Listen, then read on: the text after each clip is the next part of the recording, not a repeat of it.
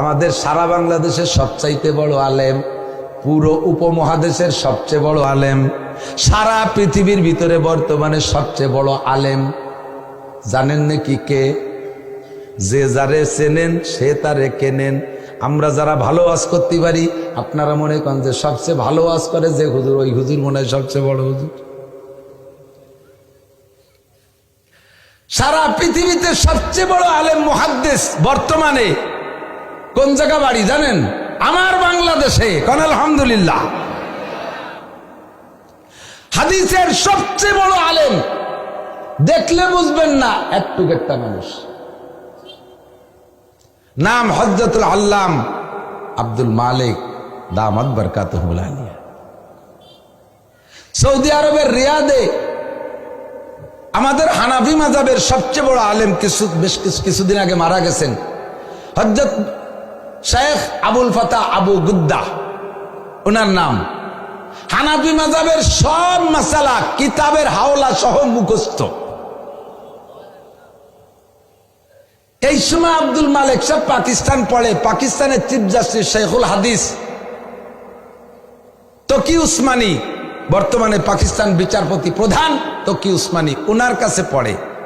তো আবুল ফাতা আবু গুদ্দা সাহেব তকি উসমানীকে বলছে, তকি আমার জীবনের শেষকালে একটা ছাত্র দাও যাকে আমার পূর্ণ আমানত দিয়ে যেতে পারি। তকি উসমানী আব্দুল মালিক সে সময় স্টুডেন্ট, উনারে পাঠাইছে ওই জায়গা, পাঠাই দেখে শেখ হাদা হুয়া, আমি যাকে জীবনে খুঁজে শ্রেষ্ঠ পাইছি তারে আপনার কাছে পাঠাই দিছি। বাঙালি ছেলে, আমাদের বাংলাদেশি একেবারে একটু। উনাকে এই আবুল ফাতা আবু গুদ্দা সাহেব পাইয়া কিছুদিন পড়ানোর পরে তকি উসমানী পাকিস্তানের চিফ জাস্টিসকে লিখে পাঠাইছে, ফোনে জানাইছে যে আমি যেমন চাইছি তার চাইতে তুমি ভালো দেছো।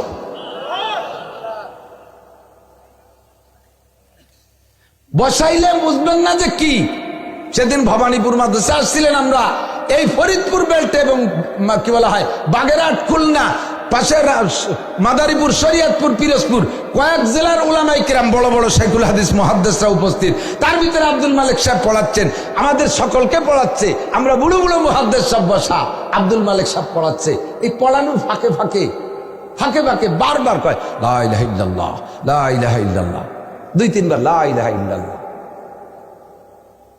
ওনাকে জিজ্ঞেস করলে বলা হয়, উনি বলেন যে আমি পড়াইতেছি হাদিসের মধ্যে পাইলাম না যে হাদিস পড়ানোর পক্ষে বললে এই ফজিলাত, কোরআন পড়ানোর মধ্যে বললে এই ফজিলাত। হাদিসের মধ্যে পাইলাম মান কানা আখিরু কালামিহি লা ইলাহা ইল্লাল্লাহ, যার জীবনের শেষ কলেমা হবে লা ইলাহা ইল্লাল্লাহ, ওই লোকটা জান্নাতি। তাই আমি হাদিস পড়াই ফাঁকে ফাঁকে লা ইলাহা ইল্লাল্লাহ বলে রাখি, যাতে এর ফাঁকে আমি মরতে পারি, আমার শেষ কলেমাটা যাতে লা ইলাহা ইল্লাল্লাহ হয়।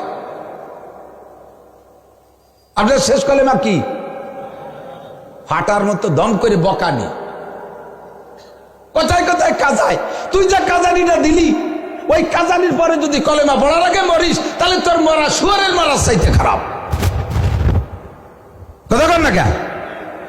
জুনায়েদ বাগদাদী রহমাতুল্লাহ আলাইহিকে এক ছাগলের রাখাল, ছাগল পালে, মরুভূমিতে ছাগল পালে, এই ছাগলের রাখাল আইসা একটু পাঙ্কু ক্লাসের, ফটকা ক্লাসের, ও আইসা জুনায়েদ বাগদাদী রহমাতুল্লাহ আলাইহিকে বলতেছে, জুনায়েদ, ওরা পালের থেকে একটা ছাগল ধরে নিয়েছে, ধাড়ি ছাগল, দাড়িওয়ালা একটা ছাগল আইনা জুনায়েদ বাগদাদীর সামনে নিয়ে আইসা ওই ছাগলের দাড়ি ধরে বলতেছে, জুনায়েদ বলো তো তোমার দাম বেশি না আমার এই ছাগলের দাড়ির দাম বেশি?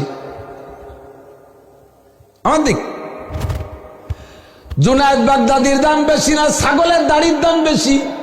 এ যুবক, তোমরা সাক্ষী দাও, এই জায়গা যদি কেউ আইসা তার ছাগলের দাড়ি ধইরা আর আমার দাড়ি ধরে বলে আমার ছাগলের দাম বেশি না তোমার দাড়ির দাম বেশি, আমার বিশ্বাস আমার রাজপাট ডুমরা কান্দি নিচু অঞ্চলের যুবক যারা আছে, তোমাদের সামনে যদি এমন বেয়াদবি আচরণ কেউ করে, তোমার জীবন থাকতে তুমি তারে আমার সামনে থেকে যাইতে দিবা না, তুমি বিচার নিজ হাতে আদায় করেই নিবা। কথা বলেন ঠিক কি ঠিক না? জুনায়েদ বাগদাদী ওই জামানার সবচাইতে বড় বুজুর্গ, এই বুজুর্গের কাছে আইসে কয় আমার ছাগলের দাম বেশি, ছাগলের দাড়ির দাম বেশি না তোমার দাম বেশি? জুনায়েদ বাগদাদি যাররা পরিমাণ রাগ করলেন না, বড় শান্ত মেজাজে ধীর স্থির ভাবে ধৈর্যের সাথে বললেন, ও যুবক, কিয়ামতের ময়দানে যদি আল্লাহ পাক আমাকে জাহান্নাম থেকে নামটা এদিক কিয়ামতের ময়দানে যদি আল্লাহ পাক আমার নামটা জাহান্নামের কাতার থেকে লিস্টি থেকে কাইটা দিয়া জান্নাতের লিস্টিতে আমার নামটা লেখাইয়া দেয়, ফামান যুহজিহা আনিন নারি ওয়া উদখিলাল জান্নাহ ফাকাদ ফাজ, যদি আমার নামটা জাহান্নামের লিস্টি থেকে কাইটা দিয়া জান্নাতের লিস্টিতে লিখে আমারে জান্নাতে ঢুকাইয়া দেয়, তাহলে যুবক তোমার ছাগলটা আমার দাম দুনিয়ার সব কিছুর চাইতে বেশি, গোটা মখলুকের চাইতে আমার দাম বেশি। ঠিক কিনা?